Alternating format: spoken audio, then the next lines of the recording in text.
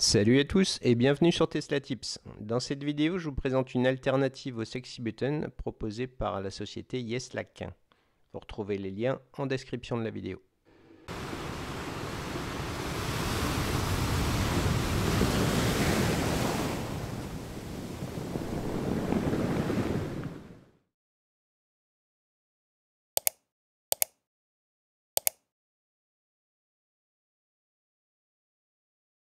Voici l'unboxing. Alors dans la boîte, on retrouve une petite notice d'utilisation et d'installation.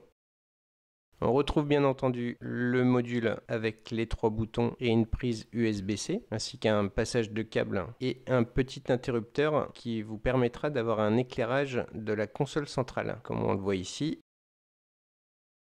On a donc le passage des câbles additionnels, les 2 petites LED de chaque côté de la prise d'alimentation. On retrouve également le câble d'alimentation USB-C vers USB-C. Il va se brancher très simplement de cette façon et on viendra ensuite se connecter sur l'une des prises. Il y a également le module de commande et son connecteur en Y qui viendra se brancher sur la prise ODB à l'arrière de la voiture. Voilà, il y a une prise USB, donc on peut imaginer qu'il y aura des mises à jour pour ce produit à l'avenir. On retrouve également un petit démonte garniture, comme avec la plupart des accessoires maintenant, et 2 stickers de remplacement pour le passage des câbles additionnels si on veut remonter un câble de la prise USB-C à l'intérieur de la console vers l'extérieur. On se retrouve dans la voiture pour l'installation. Alors pour l'installer, rien de plus simple. La première chose à faire, vous prenez le petit câble fourni, vous le branchez sur la prise USB-C à l'intérieur de la console. Voilà. Vous promenez le boîtier donc avec les 3 boutons. Vous branchez le câble USB-C dessous.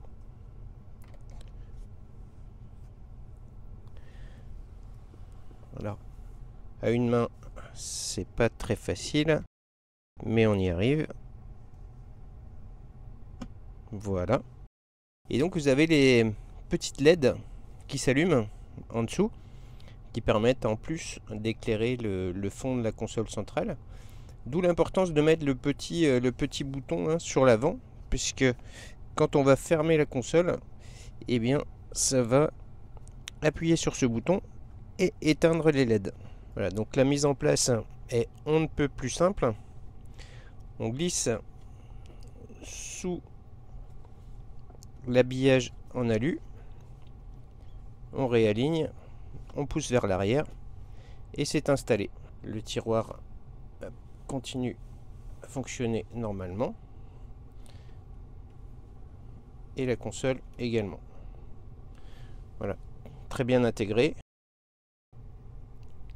Exactement la même couleur, à chaque fois je suis épaté par la précision de la couleur du plastique qui correspond exactement à la couleur de la voiture. C'est spectaculaire. Et donc on a un passage pour des fils qui peuvent être branchés sur la deuxième prise USB-C à l'intérieur de la console. Et les 3 boutons, ainsi qu'une prise USB-C qu'on récupère à l'extérieur.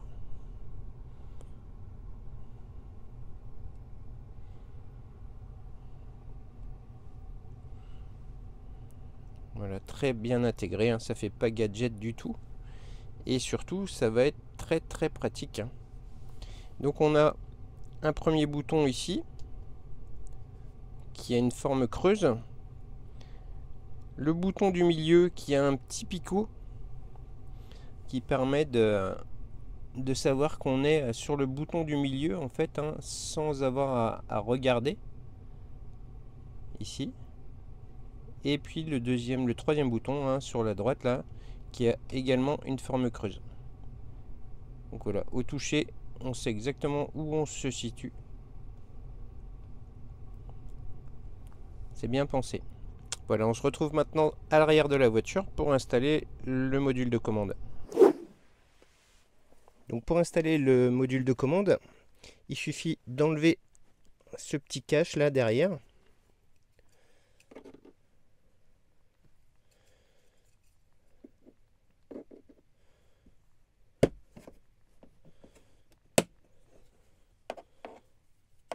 Alors moi j'ai mes propres outils hein, puisque voilà, je suis habitué maintenant à démonter la voiture, donc je me suis équipé en outils pour démonter les garnitures.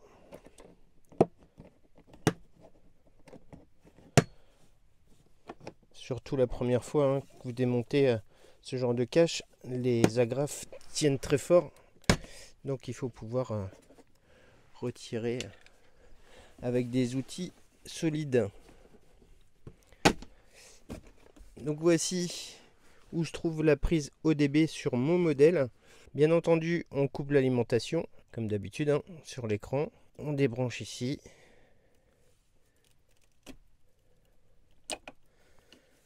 Voilà, on ne peut plus simple. On vient brancher donc la prise en Y, partie femelle bien entendu, hein, sur la partie mâle ici. Et partie mâle dans la partie femelle ici.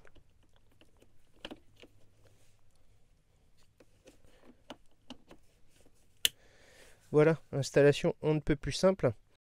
Pour cacher le petit module, on retire ce petit clip ici.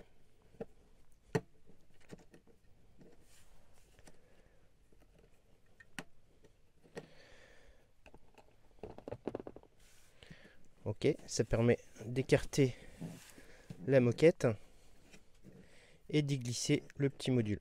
Le petit module est caché dessous.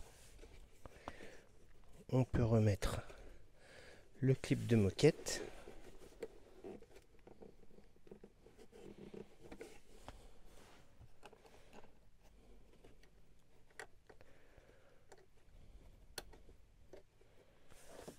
Attention à ne pas coincer les petits fils.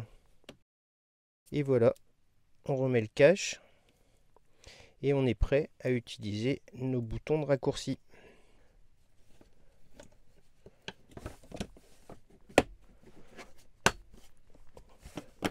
On est pas mal. Voilà, le cache est en place. On peut maintenant tester les boutons. On se retrouve tout de suite à l'avant de la voiture. Donc sur le premier bouton, on a par double clic le préchauffage de la batterie, quand on se dirige vers un autre chargeur qu'un chargeur Tesla. Donc on a le préchauffage qui s'active et qui est visible sur l'application. On double clic à nouveau pour stopper le préchauffage. Un appui long sur le premier bouton va replier les rétroviseurs. On peut voir l'action sur l'écran.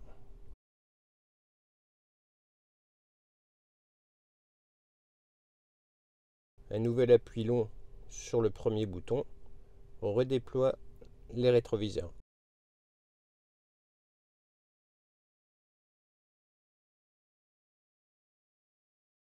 Le bouton du milieu nous permet d'allumer les lumières du plafonnier par double clic.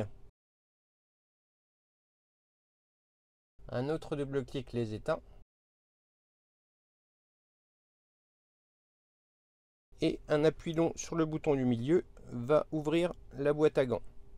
Alors, par contre, ça chante le code de sécurité, le code PIN de sécurité de la boîte à gants. C'est-à-dire que moi j'ai un code PIN hein, pour protéger la boîte à gants. Avec ce bouton là, le code PIN n'est plus demandé. Donc voilà, je fais un appui long et la boîte à gants s'ouvre. Ok, code PIN ou pas. Le dernier bouton va permettre d'ouvrir les portières passagers. Un double clic va ouvrir la porte avant. Et un appui long sur le dernier bouton va ouvrir la porte arrière droite. Donc j'appuie sur le bouton, appui long. La porte s'est ouverte. Très pratique hein, pour des taxis, des VTC. Voilà, très bon accessoire hein, à mon avis. Des fonctionnalités auxquelles on n'avait pas accès, hein, comme le préchauffage de la batterie, l'ouverture des portières à distance. C'est plutôt super bien. Je pense que cette fonctionnalité d'ouverture de porte nous sera aussi très utile cet hiver quand les portières vont être gelées et qu'on n'aura pas accès aux poignées. Ça peut être vraiment super, hein, puisqu'on peut maintenant ouvrir la portière conducteur à partir de de l'application. Et avec ce petit accessoire, on pourra également ouvrir les portières passagers sans avoir à utiliser les poignées dans le cas où elles seraient gelées.